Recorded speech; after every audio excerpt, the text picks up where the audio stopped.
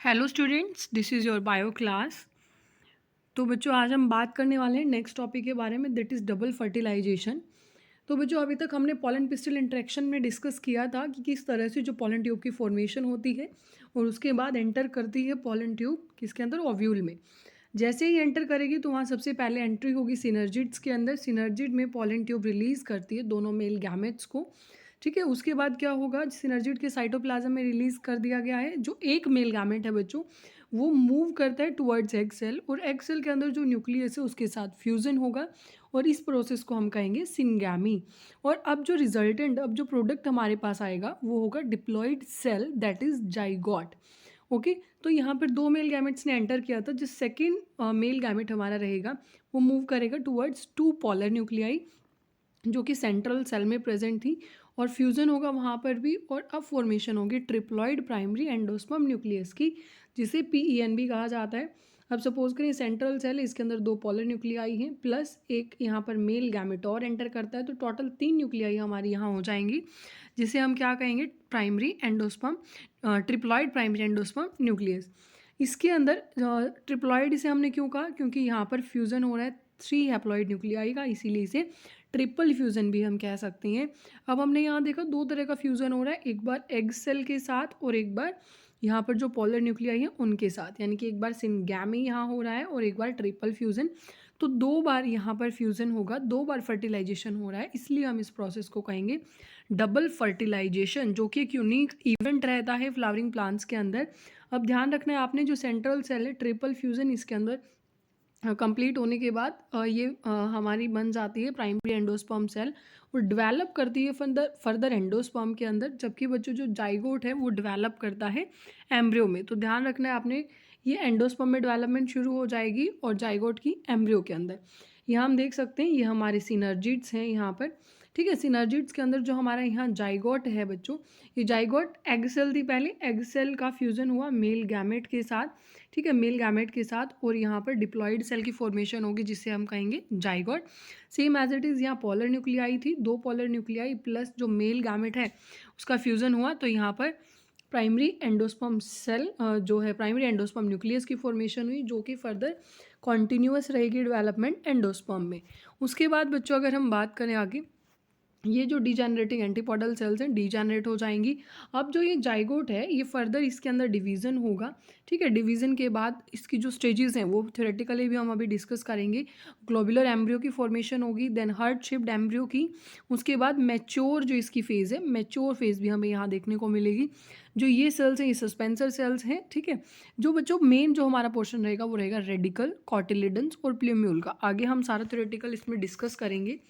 ठीक है, तो आगे हम बात करते हैं post fertilization structure and events की। जो मेन लास्ट कंसेप्ट था हमारा वो था डबल फर्टिलाइजेशन क्या होता है। तो डबल फर्टिलाइजेशन हमारा हो चुका है, उसके बाद जो पोस्ट फर्टिलाइजेशन में इवेंट्स इन्वॉल्व होंगे वो है endosperm, embryo development, maturation of ovules into seeds and ovary into fluid. ये सभी प्रोसेसेस हम पढ़ेंगे पोस्ट फर्टिलाइजेशन इवेंट्स में जो इंक्लूड होती हैं। तो चलिए स्टूडेंट्स बात करते हैं सबसे पहले एंडोस्पर्म के बारे में। एंडोस्पर्म डेवलपमेंट है, प्रिसीड करती है एम्ब्रियो डेवलपमेंट में ही। ऐसा क्यों कि पहले एंडोस्पर्म डेवलप हो रही है बाद में एम्ब्रियो डेवलपमेंट स्टार्ट होगा, ये आंसर भी आपको मिल जाएगा। जो प्राइमरी एंडोस्पर्म सेल है वो डिवाइड करती है कॉन्टिन्यूसली और उसके बाद एक रिपीटेड डिवीजन होने के बाद यहाँ पर जो है ट्रिप्लॉइड एंडोस्पर्म टिश्यू की फॉर्मेशन हो जाएगी। जो सेल्स है इस टिश्यू की वो फिल्ड अप रहेंगी रिजर्व फूड मटेरियल से और उसको यूज़ किया जाएगा डेवलपिंग एम्ब्रियो के न्यूट्रिशन को की जो रिक्वायरमेंट उसको फुलफ़िल करने के लिए। Most common type of endosperm development अगर हम देखते हैं तो वो है PEN, यानी कि प्राइमरी एंडोस्पर्म न्यूक्लियस, जिसके अंदर सक्सेसिव न्यूक्लियर डिविजन्स होंगे जो फ्री न्यूक्लियाई जिससे बनेंगे बहुत सारे। और जो ये स्टेज होगी एंडोस्पर्म डेवलपमेंट की, इसको बच्चों हम बोलते हैं फ्री न्यूक्लियर एंडोस्पर्म, यानी कि जो प्राइमरी एंडोस्पर्म न्यूक्लियस हमारा बना है दो पोलर न्यूक्लियाई प्लस एक मेल गैमेट के फ्यूज़न से, और फर्दर उसके अंदर कॉन्टिन्यूस न्यूक्लियर डिविजन्स होते रहेंगे और जिससे बहुत सारी फ्री न्यूक्लियाई की जो फॉर्मेशन है वो हो जाएगी। ठीक है, उसके बाद क्या होगा, इस स्टेज को हम कहेंगे फ्री न्यूक्लियर एंडोस्पर्म। धीरे धीरे जो न्यूक्लियस बने हैं यहाँ पर उनमें सेल वॉल की फॉर्मेशन शुरू हो जाएगी और जो एंडोस्पर्म है वो सेलुलर लेवल पर पहुँच जाती है।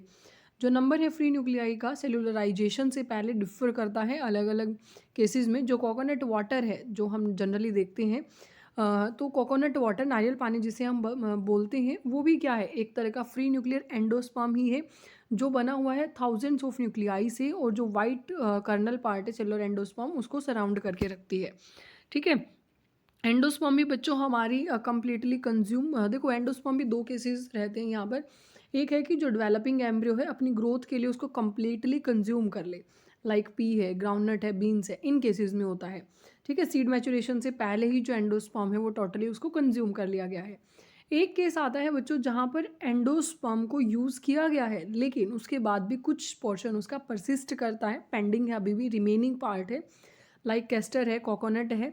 ठीक है, और इसे यूज़ किया जाएगा अब सीड जर्मिनेशन के टाइम पर। अगर हम कुछ केसेस हैं ये गिवन है यहाँ, कैस्टर, पीस, ग्राउंडनट, इनको अगर हम देखते हैं एंडोस्पर्म इनकी, उसमें हम ऑब्जर्व कर सकते हैं। अच्छा, ये आपने फाइंड आउट करना है कि व्हीट, राइस और मेज़ है, क्या इनके अंदर एंडोस्पर्म परसिस्टेंट फॉर्म में है या नहीं। बहुत ईजी सी चीज़ है, समझ जाओगे आप देखते ही। ठीक है, तो अच्छा आगे बच्चों एम्ब्रियो डेवलप करेगा। अच्छा, अब हमने एंडोस्पर्म की डेवलपमेंट को पढ़ा। अब एंडोस्पर्म के बाद हम बात करेंगे एम्ब्रियो की। एम्ब्रियो डेवलप करता है माइक्रोपाइलर एंड से एम्ब्रियो सैक के, जहाँ पर जाइगोट प्रेजेंट है। ऑलमोस्ट जाइगोट्स अगर हम बात करें डिवाइड करते हैं एक सर्टेन अमाउंट ऑफ एंडोस्पर्म की फॉर्मेशन के बाद, क्योंकि उन्हें ग्रोथ और डेवलपमेंट के लिए ज़रूरत होगी बीच में एंडोस्पर्म की। सो दैट्स वाई जो एंडोस्पर्म है उसकी फॉर्मेशन फर्स्ट नेसेसरी रहती है।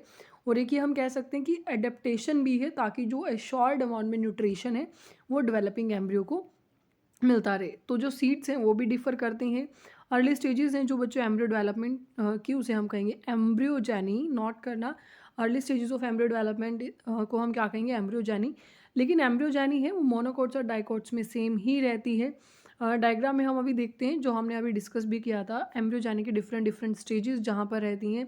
ग्लोबुलर है, हार्ट शेप्ड है, ठीक है, मैच्योर एम्ब्रियो है, लेकिन सबसे पहले pro embryo, then globular, heart shaped and mature embryo. यहाँ हम देखते हैं एक बार, जो यहाँ पर ये जो स्टेजेस हैं बच्चों, ये यहाँ पर शो करती हैं किसे, ये देखिए यहाँ पर जो हमारा जाइगोट है, जाइगोट की जो फॉर्मेशन हुई है, अब क्लियर है ये इमेज। ठीक है, तो जो यहाँ पर जाइगोट है बच्चों वो हमारा डेवलप करेगा, जाइगोट में फर्दर डिविजन्स होंगे, यहाँ पर ग्लोबुलर एम्ब्रियो की फॉर्मेशन यहाँ होगी।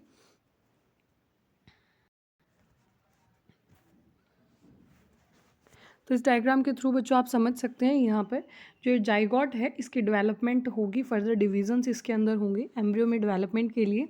तो यहाँ पर जो सबसे पहले प्रो एम्ब्रियो के बाद जो स्टेज आएगी दैट इज़ ग्लोबुलर एम्ब्रियो। ठीक है, ग्लोबुलर एम्ब्रियो, उसके बाद यहाँ पर जो सस्पेंसर सेल्स हैं उनकी फॉर्मेशन होगी, हार्ट शेप्ड एम्ब्रियो। देखिए यहाँ पर ये हार्ट जैसी शेप इसने अटेन कर ली है। ठीक है, हार्ट शेप्ड एम्ब्रियो की फॉर्मेशन होगी, देन ये मेच्योर एम्ब्रियो में कन्वर्ट हो जाएगा।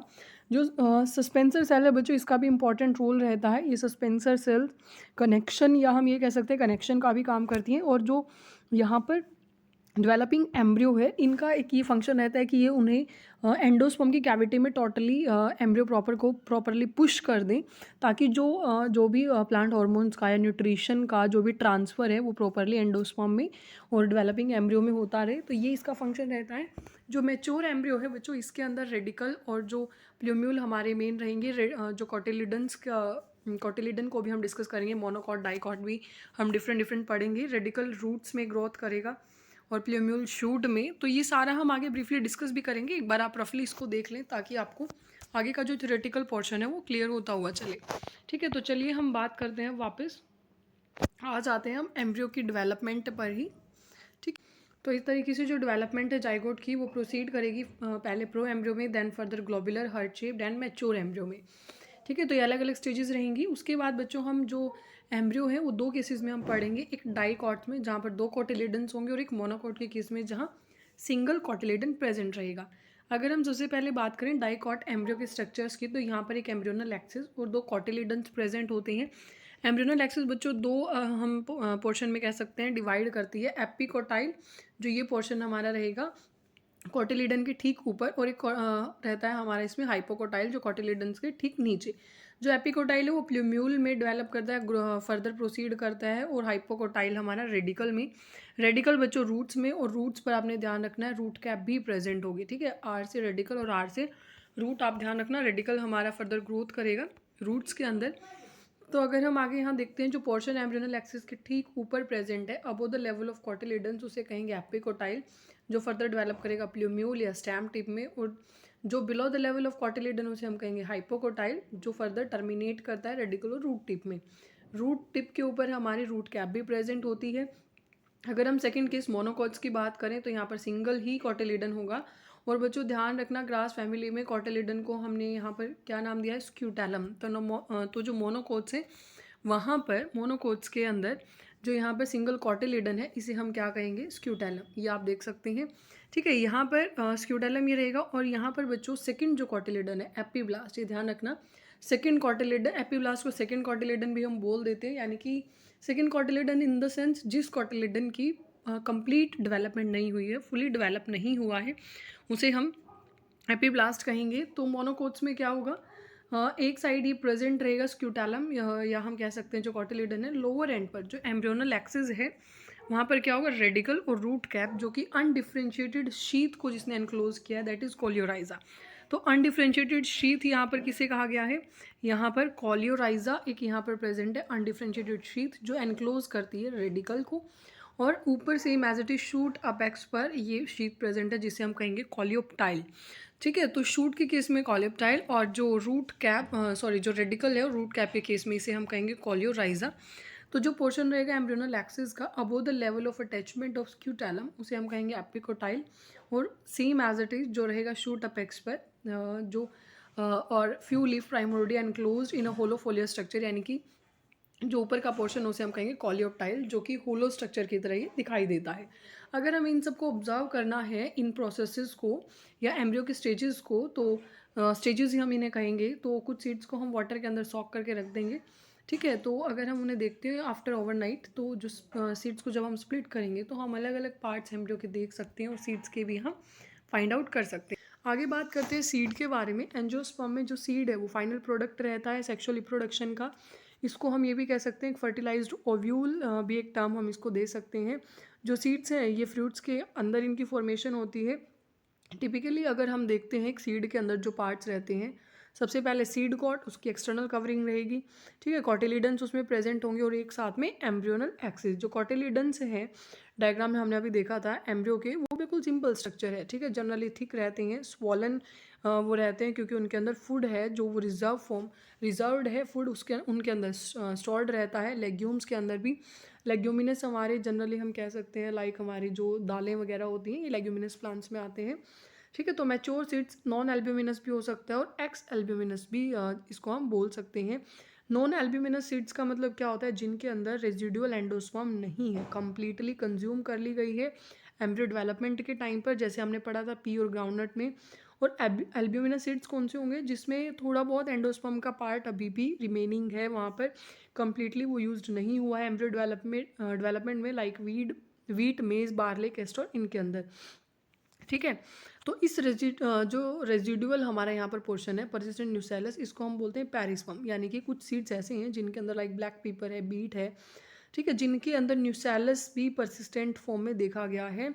यहाँ तो हमने बात की थी पहले एंडोस्पर्म की, अगर न्यूसेलस भी परसिस्टेंट है कुछ केसेस में तो उसे हम कहेंगे पेरिस्पर्म, ठीक है। क्या कहेंगे, पेरिस्पर्म, ध्यान रखना। न्यूसेलस परसिस्टेंट फॉर्म में अगर है तो उसे पेरिस्पर्म, और जो इंटेगुमेंट्स रहते हैं ओव्यूल्स के वो हार्डन हो जाएंगे, टफ प्रोटेक्टिव सीड कॉट में वो कन्वर्ट हो जाएंगे। जो माइक्रोपाइल है remains as a small pore in the seed coat, वो एज इट इज़ रहेगा माइक्रोपाइल। आफ्टर दैट जो फैसिलिटेट करता है ऑक्सीजन और वाटर की जो एंट्री है उन्हें सीड जर्मिनेशन में उन्हें हेल्प मिलेगी इससे। जैसे जैसे सीड मैच्योर होगा तो वाटर कंटेंट उसका स्टूडेंट्स रिड्यूस हो जाएगा और सीड हमारा रिलेटिवली ड्राई हो जाता है। जो उसका जो अगर हम बात करें मॉइस्चर बायोमास में तो 10 to 15% उसके अंदर वो कंटेंट सिर्फ रहेगा।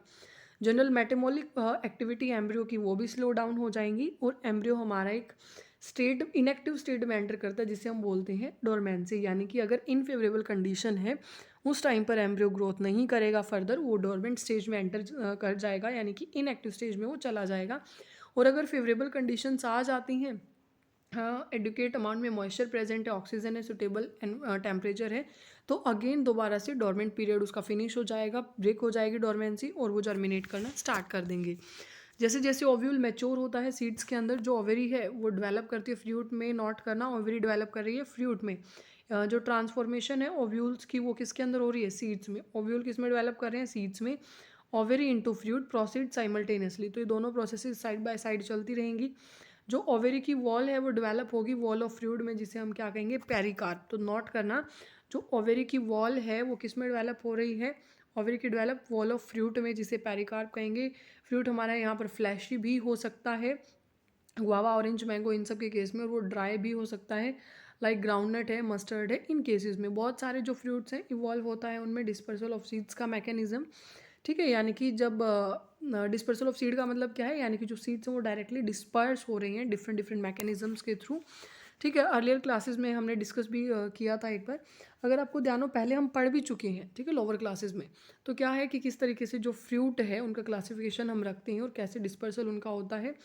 अगर हम बात करें बहुत सारे प्लांट्स के केस में बच्चों, जो टाइम है, टाइम के साथ साथ जो फ्रूट है वो डेवलप करेगा ओवेरी से, और दूसरे जो फ्लोरल पार्ट्स हैं वो डीजेनरेट हो जाएंगे, ऑटोमेटिक गिर जाएंगे वहाँ से। कुछ स्पीशीज़ में क्या होता है, जैसे एप्पल, स्ट्रॉबेरी, कैशू है, इनके अंदर जो थैलेमस है ये भी कंट्रीब्यूट करता है फ्रूट फॉर्मेशन में। अभी तक हमने क्या कहा कि ओवेरी ही हमारी डेवलप करती है फ्रूट में, ठीक है। लेकिन ओवेरी के अलावा अगर मान लो जो थैलेमस पोर्शन है अगर वो डेवलप करना शुरू कर दे, तो उन केसेस में, एप्पल में सबसे कॉमन एग्जांपल है हमारा, एप्पल में नोट करना, ये थैलेमस है जो डेवलप करता है फ्रूट के अंदर। तो इस तरह के फ्रूट्स को हम क्या कहेंगे, फॉल्स फ्रूट। जो फ्रूट्स ओवेरी के अलावा, जो फ्रूट्स ओवेरी के अलावा किसी और पार्ट से डेवलप होंगे उन्हें फॉल्स फ्रूट, और जिनकी डेवलपमेंट सिर्फ ओवेरी से होगी उन्हें हम कहेंगे true fruits. Most of the species fruits are results of fertilization, fertilization का ही रिजल्ट है। कुछ स्पीशीज़ ऐसी भी हैं हमारे पास यहाँ पर जिनके अंदर जो डेवलपमेंट है वो बिना फर्टिलाइजेशन के होती है। ये देखो नई नई टर्म्स यहाँ पर निकल के आ रही हैं, ठीक है। स्पेशल हेडिंग्स बना के आपने इनको नोट डाउन करना है। ट्रू फ्रूट हमने डिस्कस किया, फॉल्स फ्रूट किया, लेकिन अगर फर्टिलाइजेशन ही ना हो तो उनको हम कहेंगे पार्थेनोकार्पिक फ्रूट्स। बनाना इसका एग्जाम्पल है। Parthenocarpy can be induced through the application of growth hormones and such fruits are seedless. Growth hormones के थ्रू भी हम इसे इंजेक्ट करवा सकते हैं, और जो फ्रूट्स यहाँ पर प्रोड्यूस होंगे वो सीडलेस होंगे। यहाँ अगर हम डायग्राम में बात करते हैं, कुछ सीड्स के स्ट्रक्चर यहाँ हैं, ठीक है। यहाँ पर जो ये देखो, ये कॉटिलिडन्स है, दोनों कॉटिलिडन्स है, ये माइक्रोपाइलर पोर्शन है, ये एक्सटर्नल सीड कॉर्ट है, उसके बाद ये बीच में यहाँ पर एंडोस्पर्म है, और ये जो डेवलपिंग कॉटिलिडन्स है, ठीक है। उसके बाद यहाँ पर देखो ये हाइपोकोटाइल रूट एक्सिस यहाँ पर शो किए हुए हैं। शूट एपिकल मेरिस्टेम है जो आगे फर्दर डेवलप करेंगे। ये सीड कोट रहेगी हमारी, ठीक है। ये कॉटिलिडन है, कॉटिलिडन में ये शूट का पोर्शन रहेगा, ये रूट का पोर्शन है। ये हमारा है किसके अंदर, प्लूम्यूल, और ये रेडिकल, रेडिकल से रूट्स और प्लूम्यूल से शूट्स ये डेवलप करेंगे। ये देखिए, ये हमारा डायग्राम काफ़ी इंपॉर्टेंट रहता है, आपने ड्रॉ भी करना है इसे, ठीक है। ड्रॉ करके भी आपने इसको ट्राई आउट करना है। पेरिकार्प पे बच्चों एक्सटर्नल कोटिंग यहाँ रहेगी, हार्ड कवरिंग हम कह सकते हैं। उसके बाद ये एंडोस्पर्म है, ये डेवलपिंग एम्ब्रियो को, जो इस पोर्शन को है इसको फुल ग्रोथ अटेन नहीं कर लेता है जब तक इसको जो है न्यूट्रिशन प्रोवाइड करेगी, ठीक है। कॉलियोप्टाइल और कोलियोराइजा, ये प्लूम्यूल और रेडिकल्स को अनडिफ्रेंशिएटेड सेल्स हैं जो कवर अप करके रखती हैं। प्लूम्यूल हमारा किसके अंदर, शूट के अंदर, और रेडिकल हमारा रूट के अंदर। ध्यान रखना, आर से रेडिकल, आर से रूट, तो इस तरीके से रेडिकल रूट में डेवलप करेगा। और स्क्यूटेलम, लाइक मोनोकोट्स में हमने कॉटिलिडन को ही नाम दे दिया था, सिंगल कॉटिलिडन को कॉटिलिडन को स्क्यूटेलम हमने बोल दिया था, ठीक है। तो सीड्स हमारे ऑफर करते हैं बहुत सारे एडवांटेजेस एंजियोस्पर्म्स में। सबसे पहले रिप्रोडक्टिव प्रोसेसेस रहेंगी, लाइक पॉलिनेशन है, फर्टिलाइजेशन है, are independent of water. Seed formation ज़्यादा डिपेंडेबल है। अगर हम कहें कि पॉलिनेशन, फर्टिलाइजेशन कहीं ना कहीं वाटर पर इतने डिपेंडेंट नहीं है, लेकिन सीड फॉर्मेशन डिपेंडेबल रहता है। और एक और चीज़ आपने ध्यान रखनी है, also seeds have better adaptive strategies for dispersal to new habitats. तो इनके अंदर काफ़ी अच्छी एडेप्टिव स्ट्रेटेजीज भी होती हैं नए हैबिटेट में डिस्पर्सल की, और हेल्प करती हैं ये डिफरेंट डिफरेंट स्पीशीज़ की अलग अलग एरिया में कॉलोनाइज होने के लिए। अगर हम बात करें, यहाँ पर सफिशिएंट अमाउंट में फूड रिजर्व भी होता है। यंग सीडलिंग्स होंगे, उन्हें नरिशमेंट भी मिलती रहेगी, तो जब तक कि वो फोटोसिंथेसिस में कैपेबल नहीं हो जाते तब तक, ठीक है। तो जो हार्ड सीड कॉट है वो प्रोटेक्शन भी प्रोवाइड करेगी यंग एम्ब्रियो को, और साथ में ये सेक्सुअल रिप्रोडक्शन का प्रोडक्ट है। तो यहाँ पर बहुत सारे न्यू जेनेटिक कॉम्बिनेशंस भी हमें देखने को मिलेंगे, जिसके अंदर बहुत सारी हम जो वेरिएशंस हैं उन्हें भी ऑब्जर्व करेंगे। ये चीज़ के बारे में ही कुछ बेसिक चीज़ें यहाँ पर डिस्कस की गई हैं। डिहाइड्रेशन, डोरमेंसी भी हमने डिस्कस किया था बच्चों अभी, ठीक है। तो इसको एक बार एक रीडिंग आपने दे देना है। उसके बाद हमारे दो जो इंपॉर्टेंट टर्म्स यहाँ रहती हैं, एपोमिक्सिस एंड पोली एम्ब्रियोनी। देखो एपोमिक्सिस क्या है, जहाँ पर अभी तक एक हमने बात की थी पार्थेनोकार्पिक प्रोसेस की, उसके अंदर फ्रूट्स डेवलप कर रहे थे without fertilization. Same as it is अगर सीड्स प्रोड्यूस हों विदाउट फर्टिलाइजेशन तो उसे हम क्या कहेंगे, एपोमिक्सिस कहेंगे। ठीक है, एपोमिक्सिस क्या है, ये कह सकते हैं हम कि कहीं ना कहीं form of A sexual reproduction है जो मिमिक करती है सेक्शुअल रिप्रोडक्शन को, यानी कि वो मिमिक कर रही है कि लाइक सेक्शुअल रिप्रोडक्शन ही हो रही है मेरे अंदर भी, कोई भी फ्रूट अगर मिमिक कर रहा है, लाइक कोई भी प्लांट अगर वहाँ पर मिमिक कर रहा है, सीड उसको फॉलो कर रहा है, तो मिमिक तो कर रहे हैं लेकिन एक्चुअल में part of A sexual reproduction रहता है। बहुत सारे वे है यहाँ पर डेवलपमेंट होती है जिनमें एपोमिक्टिक सीड्स की। कुछ स्पीशीज़ हैं डिप्लॉयड, देखो अब एक नया केस आएगा अब यहाँ पर, कुछ स्पीशीज़ हैं जहाँ पर diploid egg cell is formed without reduction division, जहाँ पर डिप्लॉयड एक्सेल बन जाएगा विदाउट रिडक्शनल डिवीजन और डेवलप करेगा एम्ब्रियो में बिना फर्टिलाइजेशन के। ठीक है, जैसे सिट्रस है, मैंगो है, इनके इन प्लांट्स के केसेस में रहता है। ओके, उसके बाद बच्चों एक और हमारी यहाँ पर जो टर्म निकल के आती है जिसके अंदर क्या होगा, अगर एक से ज़्यादा एम्ब्रियो एक सीड के अंदर प्रेजेंट हो तो उसे हम क्या कहेंगे, पोली एम्ब्रियोनी। एक से ज़्यादा अगर हमारे एम्ब्रियो एक ही सीड में प्रेजेंट हो तो क्या कहेंगे, उसे हम पोली एम्ब्रियोनी कहेंगे, जैसे हमने पहले एपोमिक्सिस की डिस्कस किया। सेम हमारा यहाँ पर जो सेकंड प्रोसेस है पोली एम्ब्रियोनी रहती है। एपोमिक्सिस में सीड्स ग्रोथ कर रहे हैं विदाउट फर्टिलाइजेशन।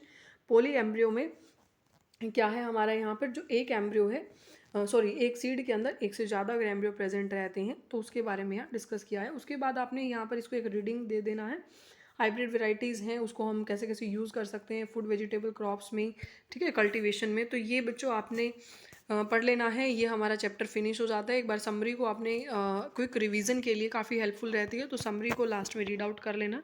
कोई प्रॉब्लम आती है वो बता देना, उसे हम दोबारा डिस्कस कर लेंगे।